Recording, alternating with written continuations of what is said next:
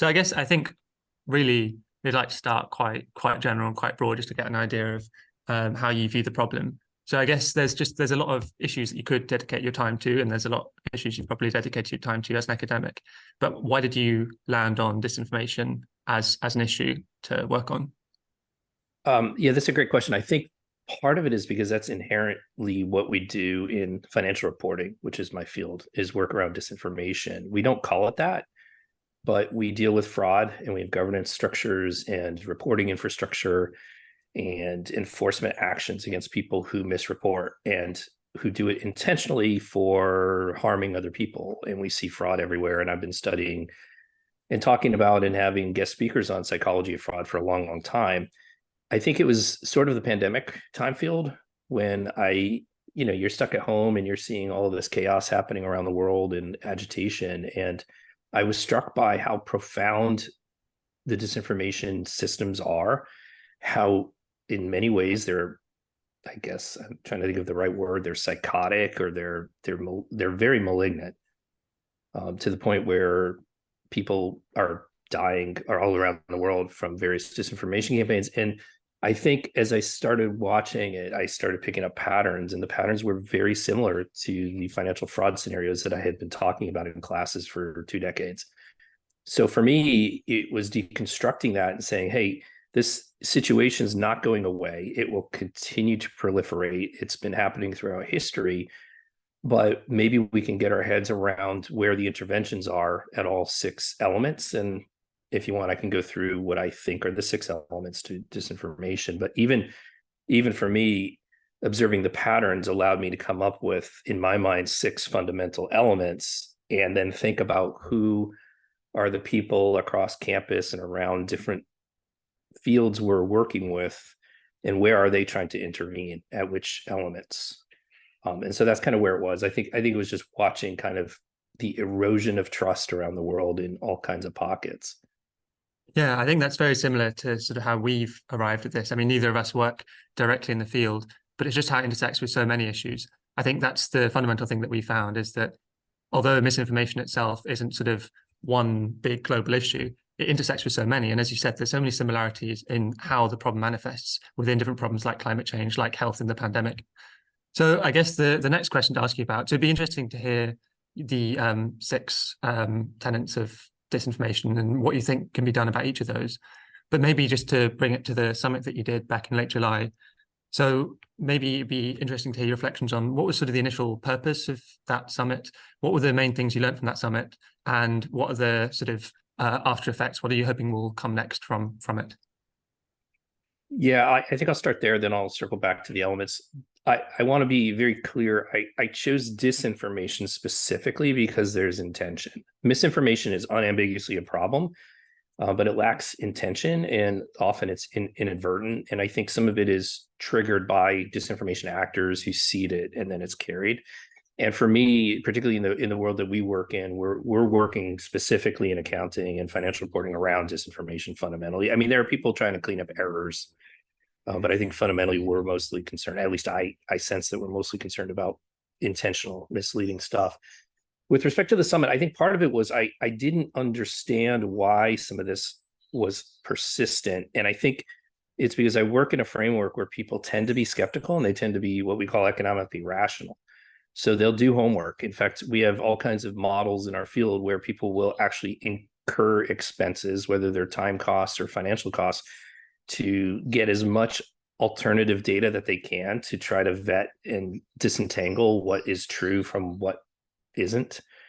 And when I went out into, sort of the social space, that's clearly not happening in many fields. And I didn't understand that because in my mind, I just assume people are cynical, skeptical, and it's not happening. So this led me down belief systems paths. I started just ad hoc getting into even cult stuff. That led me to Diane Benscoter, for example, who was in a cult, and then she was doing, I guess that she would call it deprogramming from a cult. And now she's working with people who are imprisoned for January 6th as an example. And I just started reading her stuff on how does one get into a place where you don't question what's being communicated to you and you just believe?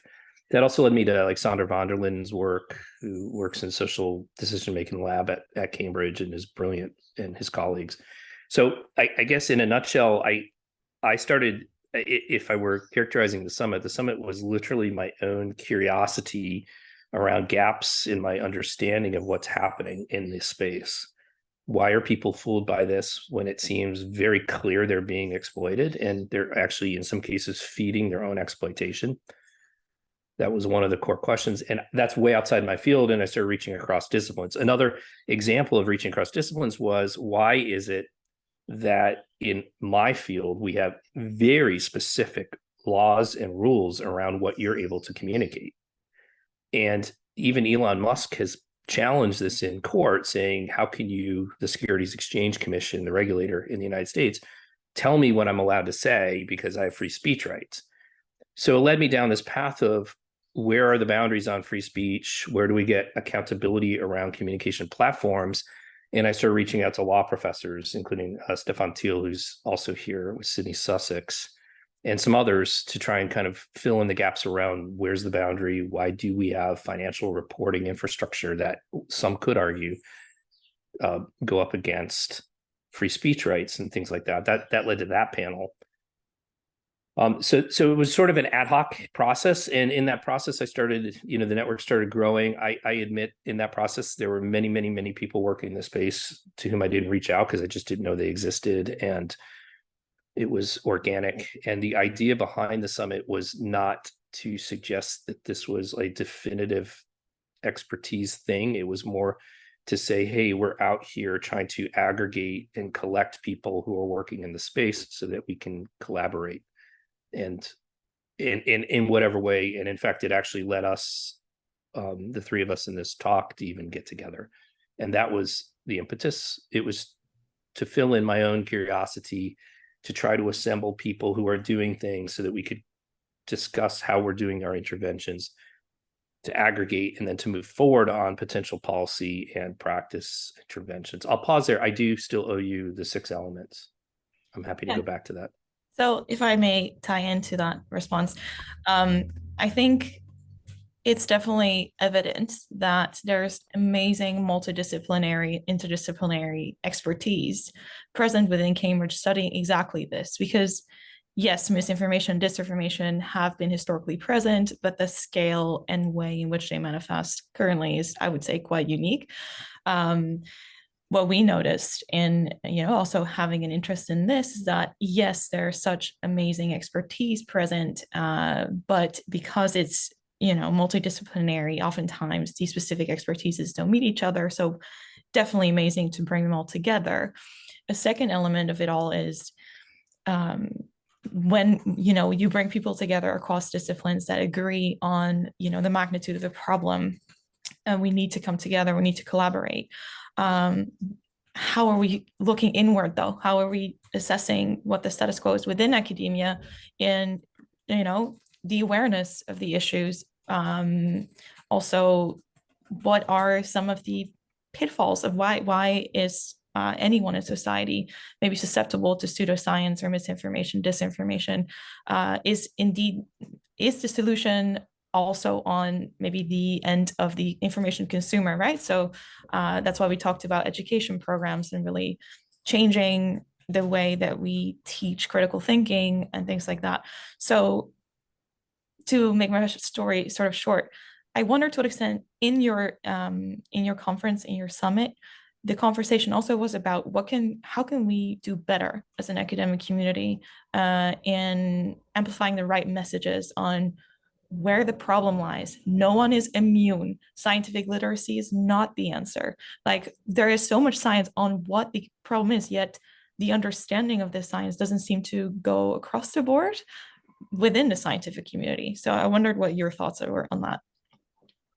I mean, this is fundamentally a trust issue, and I think it's about loyalty and trust and what sources of information are trustworthy, which is gets into gray area, because a lot of what we deal with is uncertainty, and nobody can know for certain a lot of these things. So my understanding now is that a lot of these things are community, a lot of these issues relate to communities trying to understand very complex things for which there is no clarity around what truth is.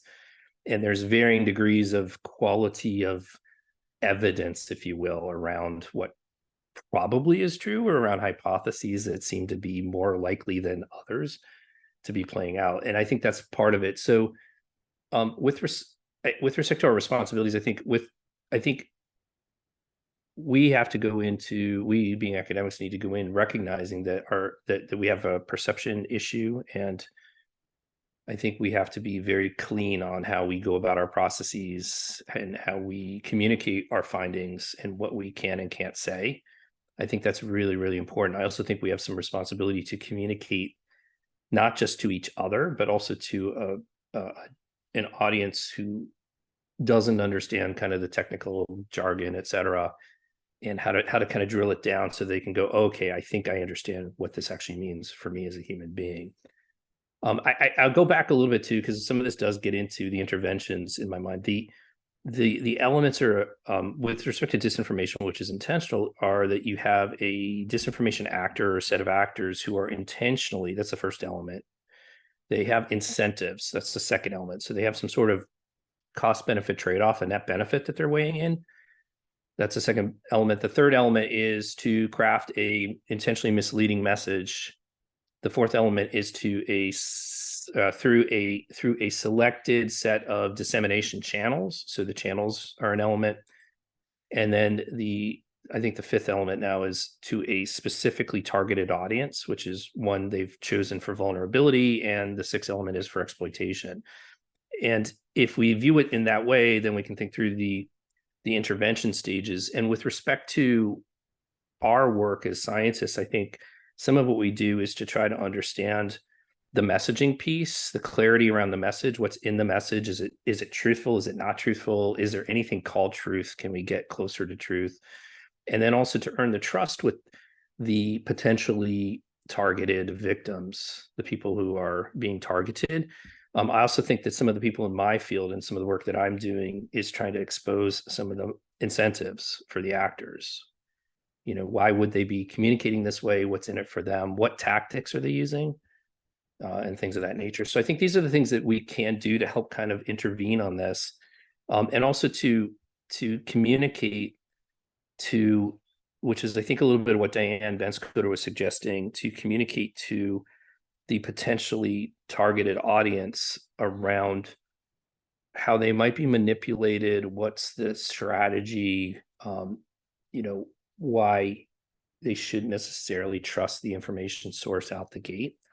And I think that's where some of our work can come through too, to say, look, we're not 100% certain, but here's how we can think using some logic. We could potentially rule out what they're communicating. You know, here's why what they're communicating might not necessarily be the path to earn trust. And that's a very difficult thing. And I think some of our colleagues who could best help us, I think, might sit in perhaps theology and sociology and anthropology and psychology. That's where that's an area I know very little about.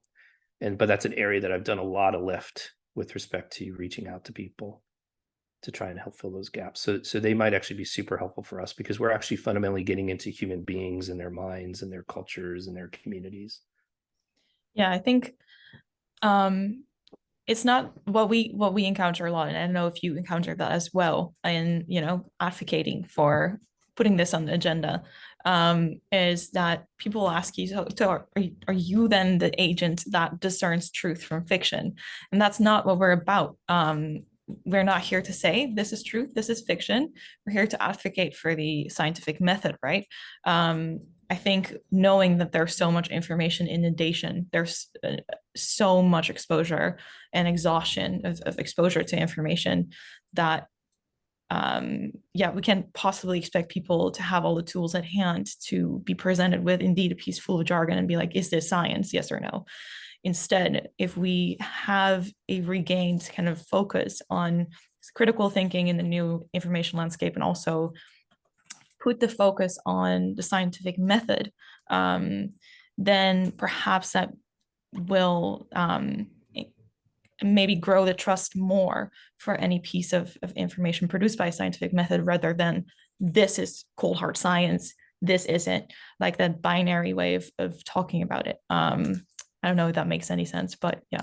No, I think it does. And I think some of this, in some ways, maybe comes down to humility. I mean, we really don't know truth, but what we do, I mean, I think most of us come in because we're inherently curious, and I don't know answers. In fact, one of the reasons, literally the reason I did the Disinformation Summit, was because I don't know the answers.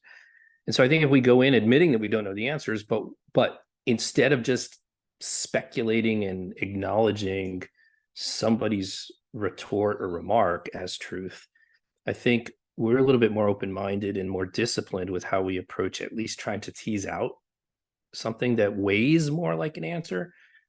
And I think that's really what it's about, is pausing, reflecting, saying, okay, if I really wanted to understand this, is there a process by which I can try to test it out? Can I get some clarity around it? And then can I communicate in a way where I say, look, I can't rule out these alternatives necessarily, but I do think this is more likely for these reasons. And that's advancing us closer to truth, if we could ever get there. And I think that's how I frame it. And if we communicate that way, we may be able to earn more trust. I'll add too that one of our responsibilities is to allow the space for that. When I go around and talk to senior leaders at universities around the world, and particularly in the United States, one of the things I ask them is, what are you doing about ideological risk? There's a lot of movement to potentially shut down or constrain what we're allowed to ask the questions. This gets into some of the free speech discussion too. But I think we all need to collectively protect our opportunities to ask difficult questions, and to be able to admit that we're not exactly sure what the answers are, but at least we want to do some, if you will, logic or data or whatever technique we're using. We want to employ scientific reasoning to think through and try to drill down and learn something about what could be truth. And I think that's really, really critical, as opposed to people who are going to try to constrain because it either confronts their prior belief system or their financial engine that they're going to use in exploitation, which I think is happening particularly in the United States. So I guess what I'm thinking now is that, so one of the things we've thought about is just where can, if you wanted to learn more about this, where can you go? And I think that's sort of where you came to with the summit, where you thought, okay, where can I go to learn more about this and to get a broad range of ideas and opinions? Okay, well, we'll bring together a summit. But then if we're thinking more broadly for, an everyday researcher, if you wanted to look at these issues, you could go and do a degree in psychology, you could go and do a degree in history and philosophy of science. But ultimately, it's good to find ways in which your own work could slot into the existing body of work. And I think one thing that we found in looking across the Cambridge academic landscape is that there seems to be maybe a missing research infrastructure. That's one solution we came upon, of linking researchers and really collating resources on the issue. Just meaning that people can come together, they can work on these issues, and they can bring together resources. So I was wondering about your opinions on that. And then also, if you think there are any existing models which this could be based on, or if this needs to be done in a new way. So I'm still trying to do some research on existing models, because I don't want to recreate what other people have already done. And I acknowledge publicly that I know there are pockets of communities of research all around the world who are researchers and policy people who are doing this kind of work. And part of it is to reach out across to all of them if we can, and kind of bring it all together and have a central hub. I think one of the benefits of being at Cambridge is that we are one of the few truly global hubs of thinking and policy, with kind of a very convenient location. So I think we have an opportunity perhaps to maybe host or to facilitate a lot of this dialogue. And that's something that I would absolutely love to champion as a community, which I think could have massive societal impact. I'll pause here and do a side comment. I think disinformation in particular is the amplifier and the accelerant for virtually every systemic risk globally. And I think we are essentially located enough, and we are global footprint, that we could actually have real impact if we can bring people together. I'd like to see some sort of platform, as you noted, where we can communicate and we can actually get sort of framing around, and I don't know what the proper framing is. I framed around the elements of disinformation that might not be the proper framing, but to get a frame around who's doing what can we learn from it, how can we implement it, who's got the responsibility to implement it, to whom are we communicating? Are we communicating, for example, to Ofcom and Digital Services Act legislators, or are we communicating to teachers who are in grade schools? And maybe it's all of it, but just trying to get a frame around. And actually, this, as a side note, this is something that showed up in one of the discussions we had at the summit, which is all on video on our YouTube page if you want to revisit any of that. But there was a discussion about what's the goal, what is good, what's a good outcome of all of this work, and that's not entirely clear what a good outcome is either. However, I think I would like to see Cambridge host some sort of infrastructure, and I have a sense that it would be at least virtual, where we could communicate and collaborate at least within the Cambridge pocket. But I don't want to circle it there. I think we're a global network. I've already reached out to some of the best work I've seen is in Finland and Sweden and Estonia, for example, working on disinformation, efficacy, and media literacy through their grade school education. And I want to compile that as an example. But I think we could start with what we have, take some inventory and ownership, and have some cross communication so we could at least get to know each other. Yes, and to dive into that, I feel like if Cambridge as such an institution would create such an explicit infrastructure, it would also signal that it understands the scale of the problem, right? Having some kind of centralized hub where all concerned members across the academic, ladder can come together, for it to be sustained somehow by the official Cambridge admin, it not relying on, the extracurricular activities of students or the extra work of its academics in the community. I think that would be incredibly important, because it signals that we do see this as one of the, global crises that deserves a centralized platform. Again, anyone could then come to it, no matter if you are an expert on these issues or you simply want to learn, or you want to share your experience with outreach, failed practices, and good ones as well. So yeah. Yeah, and I think, sorry, Go I was ahead. going to say that ties quite nicely into the conference you're running. I think one of the things that we've sort of a running theme is that we're not experts, and necessarily we don't have an answer at this point of what the infrastructure would look like.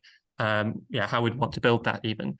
And so that sort of relates to the conference that we're running, which is, I guess, broadly related to that Disinformation Summit you did, which is just about bringing people together and then getting them to think about, okay, so given that you would make up a large part of this infrastructure, how do you think this should be structured? What lessons should we think about in terms of setting that up? So I was wondering if you had, just briefly, a message maybe to the people at the conference which will be running on the October the 13th. Yeah, I'll start with a notion of administrative responsibility. I don't think the administration of any institution has a responsibility beyond giving us the freedom to have a conversation. I think their responsibility is to allow for us as faculty and as research and thinkers to think freely and be able to convene on our own and recognize that this is in our minds a global issue that we think is inherently interesting and for which we could do high quality publishable research. So I think from that perspective, just giving us the space to be able to do that allows us to convene and do it on our own. And I respect that. And I think that's what, if anything, the administration of any institution of this caliber should be doing, is preserving that space. So to me, the threat is, or the obligation is outward, and it's to allow space for us to continue to think independently and to continue doing our work. And that's where you see, for example, Stanford University and other universities fighting lawsuits and fighting inquiry into work in this area. With respect to what we can do, I think I always try to go from broader to narrower and try to get implementable stuff first. So I think the first pass would be to physically convene, which we've done, get kind of a sense of inventory and interest, and then start compiling perhaps a virtual space where we can communicate, library, and then work on some tangible deliverables that we could all agree, or most of us or some of us can agree to, that we can actually deliver. One of the things that I'm actually looking to do, I think from an intervention perspective, what seems the most promising is some of Saunders' work that's co-aligned with what some of the countries that border Russia have been doing, which is sort of early childhood education. So I'm trying to understand, what tools exist out there. Can we compile them? Could we have like a global central library? Could we maybe deploy AI to translate this stuff and to collect it and collate it so that people could have access if we had grade school educators in country X who wanted to access this and be able to implement it? I think that's something we could house pretty conveniently. And then at some point we could maybe dig into that and improve it. And or like, I know at the business school, we're building curriculum for executive leaders and for business leaders because we're teaching the next Zuckerberg, the next Musk in our classrooms, but we have zero curriculum globally around responsibilities, ethics, and risks with information in a business environment. So these are the kinds of things that I'd like to see. And beyond that, the idea is not necessarily to be a central focal person per se, but to be one who can create a hub and allow for organic sub projects to evolve organic evolution of projects is really what I'd like to see as well. That people know, oh, hey, I can work across. I can't tell you how many people are like, I didn't realize accounting was inherently around information risks and credibility, and that we have this massive infrastructure. So people were kind of surprised that we exist with this technology and decades, if not centuries of structure around information. So there's opportunities for us to collaborate with other fields, for example, and I don't know who else is in the space who might be interested in collaboration on projects. Can I tie into that as well? Please. Another question we had, because we mentioned, high quality publications, the freedom to come together. Realistically, though, that freedom is limited a lot by funds, right? And also the increasing pressure to publish restricts people's freedom in terms of time. So to what extent is the role of academia misinformation influenced by things such as the increased time spent on funding applications, increased fragmentation of the funding landscape, and the associated pressure to publish? And how can we address these problems as a community of researchers? Or is this a problem that should be predominantly addressed by journals and funding bodies? Or can we then, as an academic community, push for this? Because maybe we're biased as PhDs, but it's definitely a limiting factor to consider. The reason why people might push this in the back of their minds, even if they are slightly concerned about it, because the survival in academia and the pressure to publish and the H index and all the funding applications, they are in the way of even looking beyond, right? Even though ironically, the chance of those publications, being well received and making a change and impact are dependent on us increasing our outreach efforts. So what are your thoughts on that? I have a few thoughts on that. There's absolutely no question that the incentives, particularly in our field, are to publish in quote top journals, and there's a very limited set, and there's a lot of editorial taste function there. That is very difficult to penetrate. I'm fortunate enough that information quality is inherent into the field I'm working. So some of this, although I will say that a lot of the editors aren't necessarily like wrapping their brain around this angle on it, until we show that it's actually very relevant in our space, it's going to be difficult. So this is a little bit of a stretching of the boundaries, which was intentional from me in my field. I do think that we have the opportunity to push on the editorial boards, and I think we do have senior faculty who are willing to do so in many subfields because of the societal need. I also know that this will play very well in the ref. I also know that this is unambiguously seen as a very, very, very broad systemic threat, and there are funders available who are very interested in this level of work. There is money available for this kind of project, and I think as it becomes more acute, there will be more money available, because I sense this is something that very, very, very many people are deeply interested in. So I'm less concerned about the ability to fund this. If I had concerns, this already came up within the summit, the ability to retain a perception of independence in the funding is key. So I won't take money from corporate sponsors for the work I do in this area, which then limits from whom I'm taking money, if that makes sense. So there is some issue with that. There's also a higher order thing that I think people forget, and I guess maybe this is my military combat training experiences. I evaluate macro risks as well.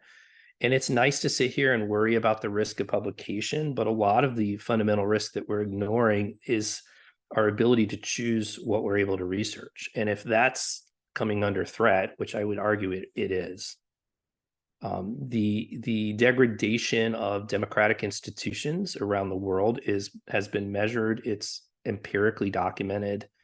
And if that persists and takes root, then our ability to choose what we get to write research about, irrespective of what the editors want, gets smaller and smaller. And I think that's a fundamental threat that we all need to consider, which sort of is implicitly baked in perhaps to the ref, perhaps. So I won't deny that this is problematic, particularly for those who need to get into an A-tier journal in field X, which may have a set of editors who are like, I don't understand how any of this is relevant to us. But I'm also one of the more creative people, and I think that if one brings creative energy to the space, there's always a way to spin it for the journals. I just haven't understood that.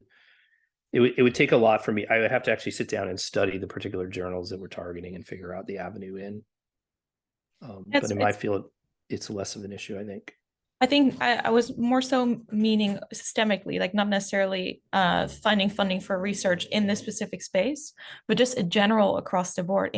Indeed, democracies are at risk. A lot of our funding across the board in science depends on funding by democratic governments.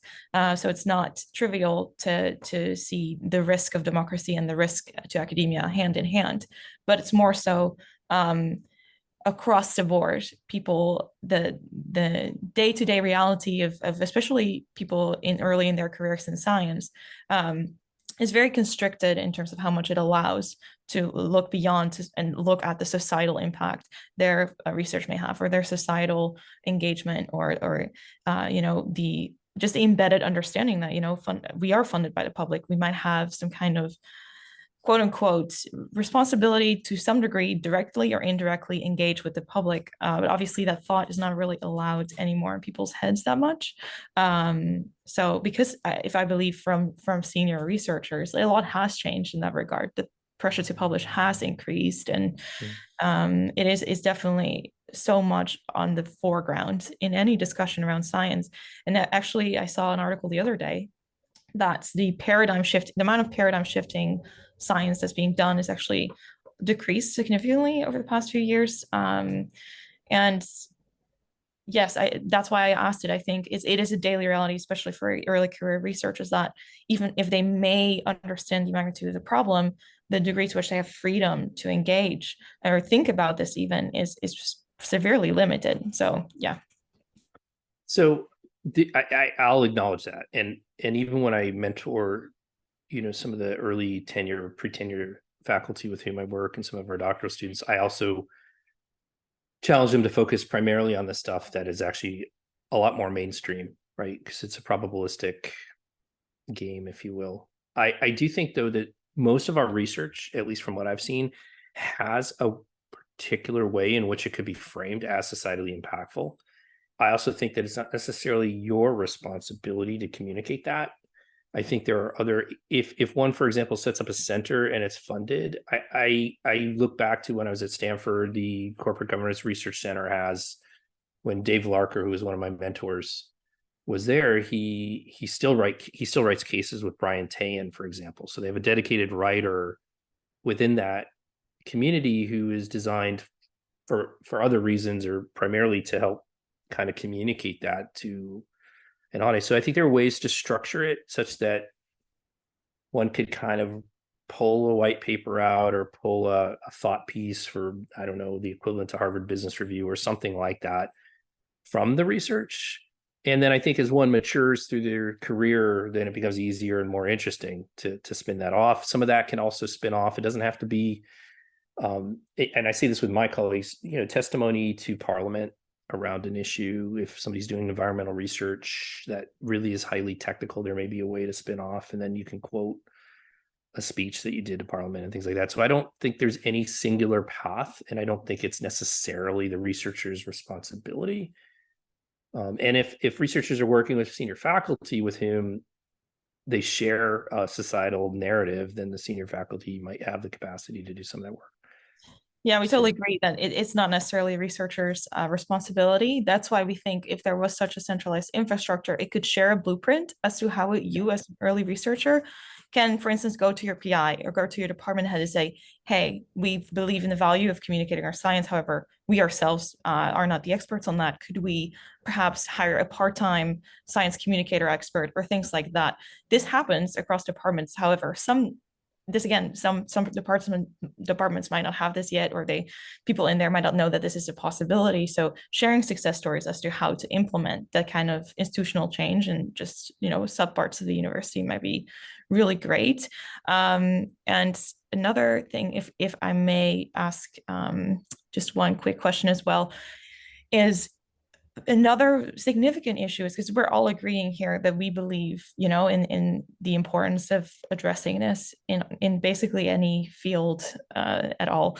But there's still very, very present ideas and narratives around, science communication being, not important, or it's at the bottom of the priority list, or it's viewed condescendingly, or social sciences are viewed condescendingly, or any collaboration between STEM science and a social science that is considered condescendingly. Like within the culture of academia, we're also still upholding to a degree or condoning this kind of narrative, right, to exist, because I've definitely seen it and heard it a lot, and wasn't necessarily sure of how to, interact or engage with that kind of discourse.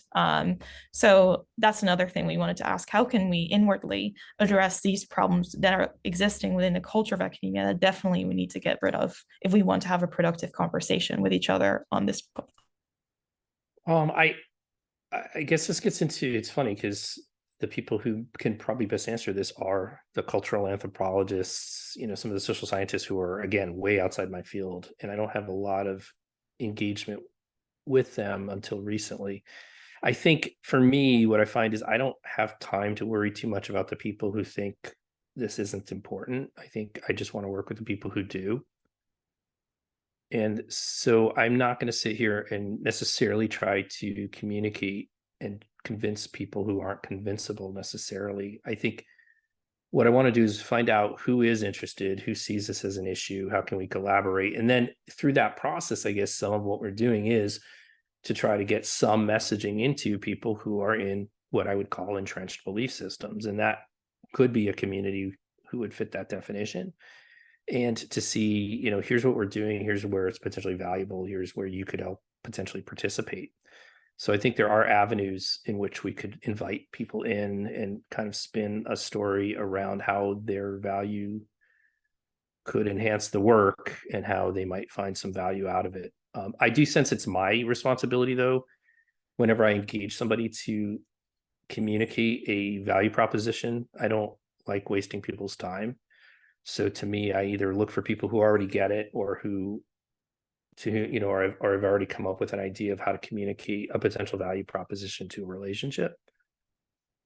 And I think that's what we could do. I think if we do frame it as systemic risk, if we do frame it as affecting risks that affect everything, humanity to,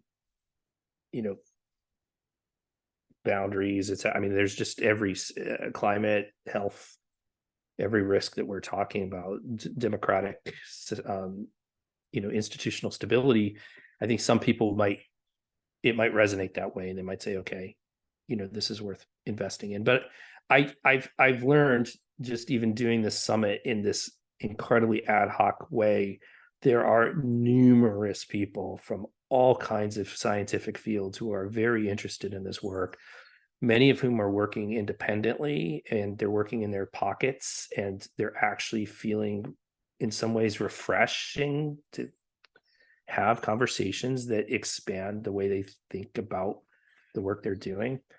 I found it incredibly, incredibly invigorating, honestly, and that's one of the few things that's given me hope, is just finding out that there's this whole wealth of people who think about this problem and structure it completely differently. And it's allowed me to expand how I think about it. And I find that very refreshing. So I do think that community exists. And I think we at least start there. That's where I'm at.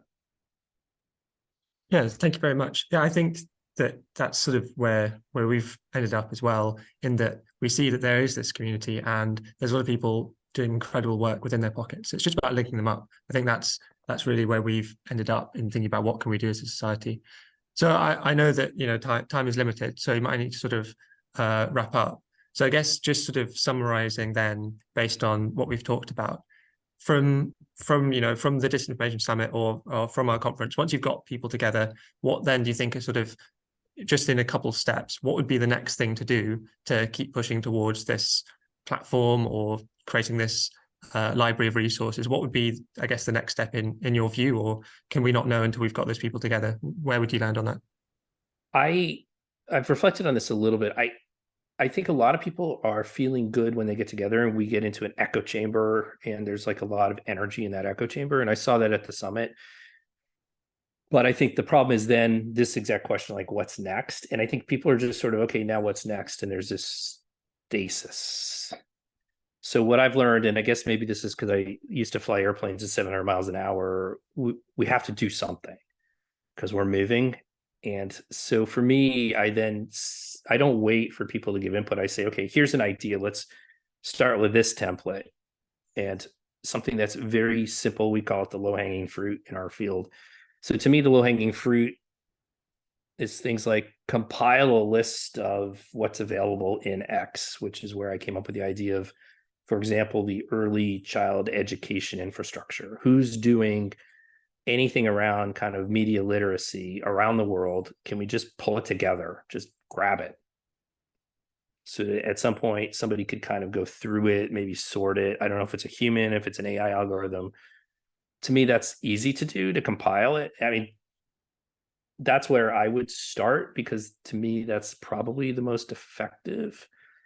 Then one could also do action perhaps on Digital Services Act legislation and informing and collaborating with a whole bunch of the Digital Services Acts that are now coming online. I know one of our speakers who's at McGill University, he is working with Canadian Digital Services Act legislation. I know Ofcom showed up at the summit and they potentially could be interested in us supporting their work, for example. So I think that's on board. And I think that would be a low-hanging fruit, incredibly complex discussions.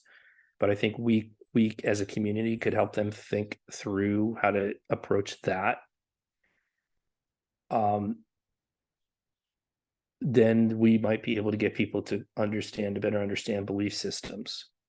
Why is it that people get sucked in and just believe? And how does one reach out to them? What kind of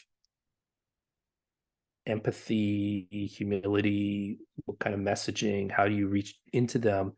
How do you seed them with alternative data? And it's not even that you're going to go in and necessarily say, hey, this is true. What you're hearing is a lie. In some cases, it's blatantly a lie, but in their minds, it's not. So it's just a matter of saying, hey, have you considered alternatives? Have you thought through the array of potential truths, if there is such an idea?